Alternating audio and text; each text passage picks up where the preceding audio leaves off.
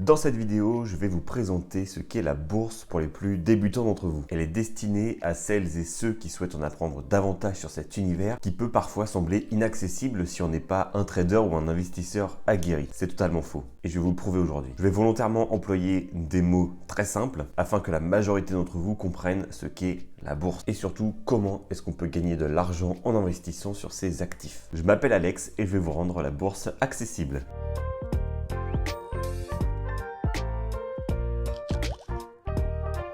Bon alors, qu'est-ce que la bourse finalement? Alors la bourse, il faut vraiment voir ça comme une place de marché où se rencontrent des acheteurs et des vendeurs. Pour faire simple, une entreprise qui va avoir besoin de capital pour se financer ou pour investir sur des projets va être cotée en bourse et émettre des actions. Une action, c'est une petite part de l'entreprise que vous allez pouvoir acheter sur le marché boursier. Quand vous détenez cette action, vous devenez en quelque sorte propriétaire d'une petite partie de l'entreprise au même titre que les autres actionnaires. Alors en plus des actions, vous pouvez aussi acheter des obligations en bourse. Une obligation, c'est une part d'un emprunt émis par une entreprise, un établissement public ou bien l'État. En investissant dans des obligations, vous devenez donc prêteur. Et donc en échange de quoi vous percevrez un remboursement régulier avec des intérêts que l'on appelle aussi coupons. Mais dans cette vidéo, on va surtout s'attarder sur la partie action qui est la plus populaire. Alors la bourse, il faut plutôt le voir comme un investissement de long terme. En général, les conseillers financiers vont vous proposer de garder cet argent au minimum 5 ans. Mais en vérité, tout dépend de la stratégie que vous allez adopter. Certaines actions, vous allez pouvoir les garder seulement quelques mois et ça suffira.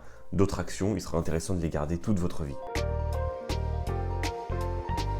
Alors comment fonctionne la bourse? Comme je vous l'expliquais juste avant, la bourse, c'est un marché où s'échangent des actions entre acheteurs et vendeurs. La valeur d'une action va évoluer tout au long de la journée. Et comment est-ce qu'elle évolue? C'est tout simple, c'est la loi de l'économie de base, c'est l'offre et la demande. Plus il va y avoir d'acheteurs, plus la valeur de l'action va augmenter. Et plus il y aura de vendeurs, donc moins d'acheteurs, plus l'action va baisser. Et c'est un peu comme ça que sont fixés tous les prix dans le monde, c'est-à-dire que plus il va y avoir de demandes, plus les prix vont augmenter. Et bien c'est exactement pareil avec les actions. Du coup, vous l'aurez compris, une entreprise a tout intérêt à essayer de faire un bon chiffre d'affaires, à essayer d'enregistrer des bons résultats financiers et à bien mettre en avant ses projets pour avoir plus d'acheteurs pour acheter ses actions. Ces actions, du coup, s'échangent tout au long de la journée. Il y a des horaires d'ouverture de la bourse. Pour les bourses françaises et européennes, on est entre 9h et 17h30. Et pour la bourse américaine, on sera entre 15h30 et 22h. Alors entrons dans le vif du sujet, à savoir comment est-ce qu'on gagne de l'argent en bourse. Eh bien, il suffit tout simplement d'acheter une action à un certain prix et de la revendre plus cher. Ça peut paraître tout bête et ça l'est sur le papier, à condition bien sûr d'être bien formé en amont et de bien choisir ses actions. Donc la première méthode, vous l'aurez compris, c'est de réaliser une plus-value sur les actions qu'on a achetées. Je vais vous donner un exemple, ça va être beaucoup plus parlant. Admettons que vous souhaitez acheter une action BNP Paribas. On est début janvier, l'action BNP Paribas vaut 50 €. Vous décidez d'acheter une action à 50 €. Félicitations, vous devenez donc actionnaire de BNP Paribas. Comme j'expliquais précédemment, l'action va être échangée tout au long de la journée. Donc là, vu que c'est la bourse de Paris, car l'action est française, ce sera entre 9h et 17h30. Mais on ne va pas revendre cette action dans la journée, sinon ça s'appelle du trading. On va prendre vraiment une stratégie long terme et on décide de garder cette action. Au bout de 6 mois, malheureusement, le prix de l'action a un peu baissé. Vous êtes passé à 48 € au lieu de 50 €. Vous êtes donc en moins-value. Pas de panique, on vise le long terme, c'est surtout pas le moment de vendre maintenant. Il faut savoir que énormément d'investisseurs perdent de l'argent la première année, mais tant que vous n'avez pas vendu, vous n'avez pas perdu d'argent. Sur le long terme, ça a peu d'importance que l'action perde de la valeur la première année. Au bout d'un an, le cours de l'action est remonté à 50 €. Vous revenez à votre capital de départ. Et au bout de 5 ans, l'entreprise a pris de la valeur, l'action a pris de la valeur également et est arrivée à 65 €. À ce moment-là, si vous décidez de vendre votre action, vous aurez réalisé une plus-value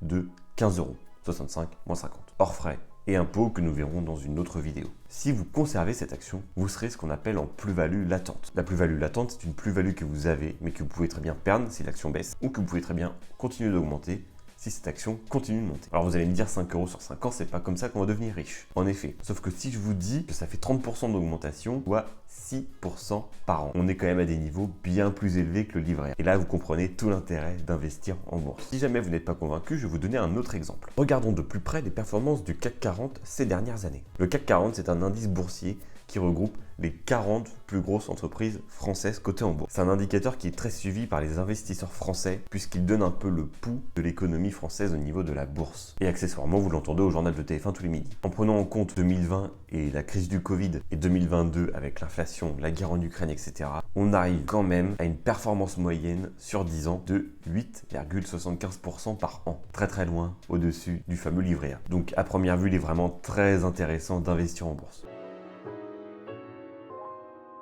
Certaines entreprises peuvent décider de redistribuer une partie de leurs bénéfices à leurs actionnaires. On appelle ça un dividende. Il se trouve que BNP Paribas verse 2 dividendes par an, un en mai et un en septembre. Avec votre action achetée 50 € début janvier, BNP Paribas du coup vous verserez cette année 2 dividendes de 1,40 € chacun par action. En fin d'année du coup vous n'auriez pas 50 €, mais bien 50 € plus 2,80 € de dividendes. Et ça c'est la deuxième méthode pour gagner de l'argent en bourse, c'est de toucher un dividende régulier qui vous génère un revenu passif. Alors attention néanmoins aux dividendes. Il ne suffit pas de regarder la somme que vous verse une entreprise tous les ans en dividendes, il faut vraiment regarder la performance globale. Il ne faut pas oublier qu'une entreprise, lorsqu'elle vous verse un dividende, c'est autant de bénéfices qui ne sont pas réinvestis dans l'entreprise et qui peuvent du coup avoir un impact sur le cours de l'action et même la faire baisser dans certains cas. Donc il est vraiment important de regarder la performance globale d'une entreprise. Une entreprise peut ne pas vous verser de dividendes et faire une très bonne performance au niveau de son action, alors qu'une entreprise peut vous verser un dividende régulier et avoir une performance vraiment médiocre. Donc il faut vraiment tout regarder dans son ensemble. Voilà, donc c'est tout pour cette présentation générale de la bourse. Dans une prochaine vidéo, je vous montrerai comment est-ce qu'on peut investir en bourse et comment analyser une action. Si cette vidéo vous a plu, n'hésitez pas à la commenter, à la liker et puis surtout à vous abonner si ce n'est pas encore fait. Quant à moi, je vous dis à très vite dans une nouvelle vidéo. Merci beaucoup d'avoir regardé. À bientôt. Ciao!